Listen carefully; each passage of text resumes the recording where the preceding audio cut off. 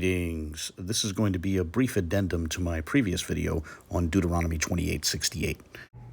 I want to briefly show how the verb hitmakartem is translated in a couple of ancient Aramaic translations. So first I'm going to go through my copy of Mikrot Gedolot to go to Targum Onkelos, and of course, as you already know, we're in Deuteronomy, specifically the 28th chapter and the 68th verse, and this is Targum Onkelos. And here's the verb right here, tizdabnun. That's how hitmakartem is translated in Targum Onkelos, tizdabnun, as you see on your screen right here. Aside from Targum Onkelos, I also want to show the reading in the Syrian Aramaic Peshitta. You see here, Ketaba Kadisha, the holy book. So this is my copy of the Peshitta, the ancient Syrian Aramaic translation of the Bible. I got this from a church, a Syrian Orthodox church in Teaneck, New Jersey, many years ago, like 16 years ago. And I'm going to turn to Deuteronomy, or as it's called in Syriac, Tenyan Namusa. And so you see it right here, literally the second law, Tenyan Namusa, or Deuteronomy.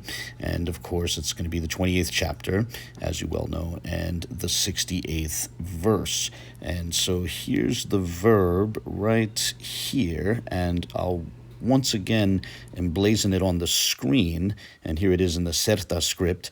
I can also transcribe it in the Estrangela script. For those who don't know, there's more than one Syriac script, and now I'll transcribe these characters into the Hebrew script to show you that this is the exact same verb that we saw in Targum Onkelos, and that is the verb tizdabnun, which I'd like to quickly explain now.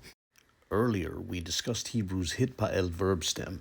Post-biblical forms of Aramaic, like the forms of Aramaic found in Targum Onkelos and the Peshitta, have a corresponding verb stem, itpa'al. And as you can see on your screen, this Aramaic stem has an aleph, where the Hebrew equivalent has a he. However, quick technical note, in biblical Aramaic, the verb stem also starts with a he, like in Hebrew. It's only in these post-biblical forms of Aramaic that it's an aleph rather than a he.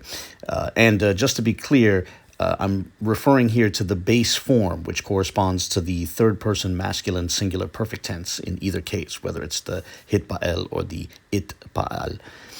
In either stem, you have the verbal root, which I'll mark in red here, and that is preceded by the prefix, which serves as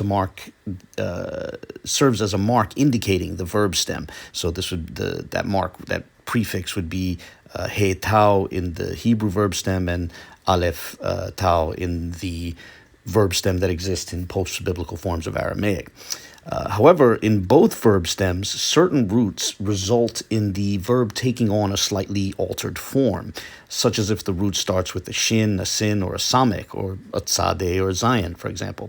So, for an example, consider the Aramaic root samech mem reish, samar, which can give rise to verbs meaning to prepare, and it may be somewhat related to Hebrew's shamar root, which meant to guard. So here you see how we might initially expect the samar root to look in the itpa'al stem. However, anytime a root starting with a samech appears in either of these stems, the samech and tau are transposed, which is to say they switch places. So instead of it samar, the verb is is tamar, which might be thought of as having a meaning roughly along the lines of prepare yourself or perhaps even guard yourself. In Targum Onkelos' translation of Genesis 24:6, this is the verb employed when Abraham says to beware. Now, for another example, which will be more relevant to the verb we just saw in Deuteronomy 28:68, consider the zayin he reish root, zahar, which can give rise to verbs meaning to warn. So with this root in the itpa'al stem, it can mean to warn yourself, or, again, to beware. We might expect the verb to take the structure you see on your screen.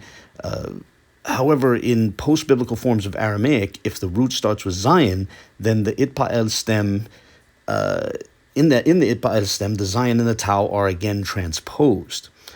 However, in this case, still another change occurs, and that is when the tau is changed to a dalet. It's assimilated into a dalet. So the zahar root in the itpa'al stem, we might expect this to take the form it zahar, but instead it takes the form is dahar. And this is the verb the Peshitta employs in its translation of the verse I just mentioned, Genesis 24:6, when Abraham says beware, he says is dahar. By the way, quick technical note about this phenomenon with roots that begin with Zion. There's an instance in Daniel 4:12, corresponding to Daniel 4:9 in rabbinic Bibles, where this change does not occur. The verb yitzil, which is employed to refer to each creature feeding itself, has a root beginning with Zion, yet there's no transposition of the sort that we mentioned, nor is there a change from Tau to Dalet.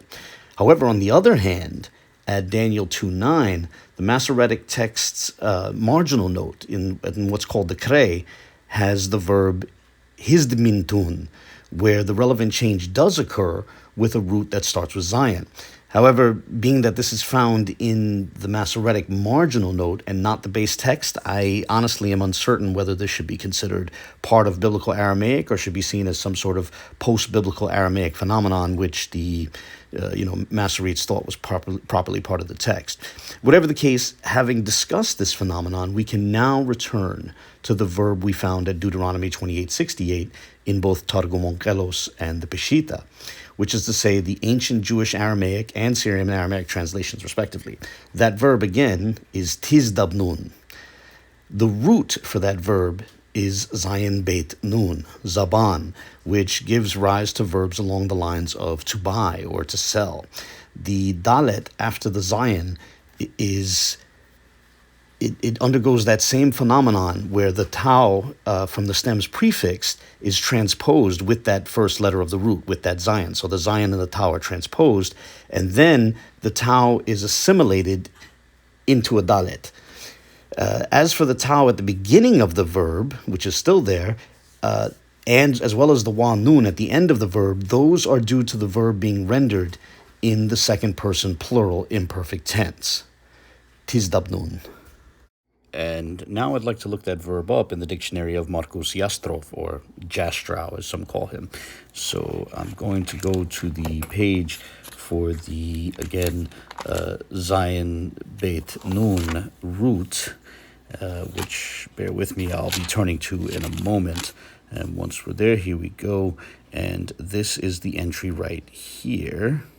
And I'm going to scroll down to the portion of the entry which pertains to the Itba'al verb stem. And as we see, which is the case with many verbs in the Itba'al verb stem, the verb can be read passively or reflexively. When it's read reflexively, it can mean to sell yourself. However, what I find particularly interesting is Yastrov's entry points to a passage in the Talmud, in Tractate Kiddushin, where it's argued that the text is employing the specific verb in reference to someone setting themselves up to be sold as a Hebrew slave. And this is Tractate Kiddushin 69a in the Babylonian Talmud, which is the reference pointed to by Yastrov's dictionary. It begins with a claim that it is possible for a mamzer to be purified. A mamzer is someone who was conceived in certain kinds of illicit unions and whose children would be excluded from the congregation for several generations in a row. The text proposes an apparent loophole where if a mamzer has a child with a female servant, a slave woman, their son would be a slave, but if that son is then set free, he would apparently be, quote-unquote, purified, implicitly meaning he would no longer be a mamzer. Now, I'm not asking you to agree with that sort of reasoning. I'm merely noting this because an example is then given of how this sort of reasoning is applied, and the portion describing that example winds up employing the same verb that we found in Onkelos and the Peshitta at Deuteronomy 28. So the text goes on to say that an innkeeper or a landlord of some sort who was hosting Rabbi Simlai was a mamzer. And so Simlai tells the landlord or innkeeper, if I was before you, apparently meaning if I knew you earlier or if I knew about your situation earlier, I would have purified your son. And then, applying the loophole just mentioned, Simlai tells the man, go, steal, and sell yourself as a Hebrew slave. The relevant verb there for sell yourself is izdaben. That is the same verb which appeared in onkelos and the Peshitta, save for the fact that in this instance, the verb is in the imperative, while in those sources, while in the, in onkelos and the Peshitta, it was in the second person plural imperfect tense. The reason why this is relevant is because while the verb can be read passively or reflexively, here it seems to more closely align with the reflexive. Even if we try to read this text in the Talmud in the passive, the man was still encouraged to set himself up to be sold into slavery. So even in the passive, it still has a reflexive feel. And therefore, that provides good reason to think of the verb in Deuteronomy, in these Aramaic translations of Deuteronomy, as also reasonably or likely to be in the reflexive as well. You know what? I'll quickly sum up the salient points of what was covered, and then I'll close the video. So, much like the Hebrew verb hitmaker, the Aramaic verb izdaben, rendered tizdabnun in the translations we peeked at, that verb has the potential to be read reflexively or passively. And the introduction or the insertion of this Talmudic text for further insight seems to provide us with more reason to read the text reflexively. With that, I'll close here. As always, I look forward to the comments of others. God bless.